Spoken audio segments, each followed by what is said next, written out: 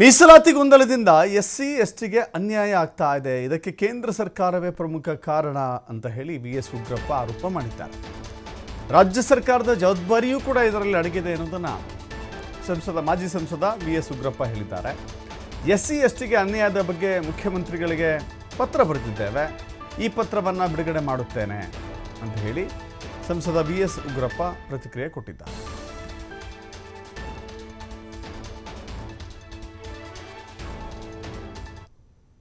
ಸುಮಾರು 50 ಲಕ್ಷ ಜನ ರಾಜ್ಯದ ಒಟ್ಟಾರೆ ಜನಸಂಖ್ಯೆಯಲ್ಲಿ ಪ್ರತಿಶತ 7% ಇವತ್ತು ಪರಿಶಿಷ್ಟ ಪಂಗಡದ ಜನರು ನಾವಿದ್ದೇವೆ.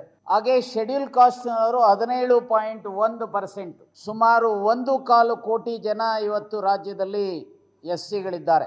ಹಾಗೆ OBCಗಳು ಸುಮಾರು 32% ಅಂತ ಹೇಳಿ ಸರ್ಕಾರ ಈಗಾಗಲೇ ನಿಗದಿ ಮಾಡಿದ್ದಾರೆ. ಅದರ ಪ್ರಕಾರ ಸುಮಾರು 2.25 ಕೋಟಿಗೂ ಹೆಚ್ಚು ಜನ OBCಗಳಿದ್ದಾರೆ.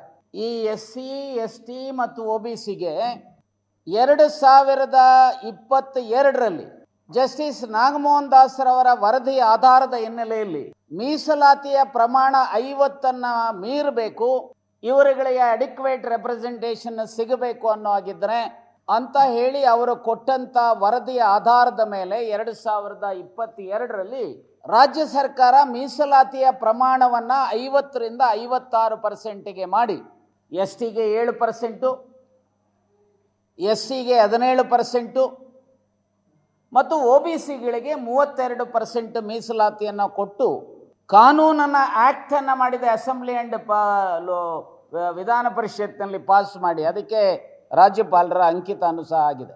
ಆದರೆ ಅನ್ಫಾರ್ಚುನೇಟ್ಲಿ ಇವತ್ತು KITನಲ್ಲಿ ಮತ್ತು ಹೈಕೋರ್ಟಲ್ಲಿ KITನಲ್ಲಿ ಅದರ ಸೆಟಿಸೈಡ್ ಮಾಡಿದ್ದಾರೆ, ಹೈಕೋರ್ಟ್ನಲ್ಲಿ ಸ್ಟೇ ಮಾಡಿದ್ದಾರೆ. ಇದರ ಪರಿಣಾಮ STಗಳಿಗೆ ಮತ್ತೆ 3% ಇನ್ಸ್ಟೆಡ್ ಆಫ್ 7%, SCಗಳಿಗೆ 17% ಇದ್ದದನ್ನು ಇವತ್ತು 15%. ಈ ಗೊಂದಲದಿಂದ ಕೆಲವು ವರ್ಷಗಳಿಂದ ಯಾವುದೇ ರಿಕ್ರೂಟ್ಮೆಂಟ್ ಇವತ್ತು ಆಗ್ತಾ ಇಲ್ಲ.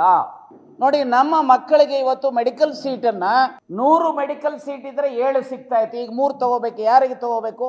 1000 ಇದ್ರೆ 70 ಸೀಟ್ ಸಿಗ್ತಾ ಇತ್ತು. ಹಾಗೆ ಇಂಜಿನಿಯರಿಂಗ್ ಇರ್ಬೋದು ಅಥವಾ ಇನ್ನಿತರ ಇದಿರ್ಬೋದು. ಈ ಮೀಸಲಾತಿಯ ಗೊಂದಲದಿಂದ ರಾಜ್ಯದಲ್ಲಿ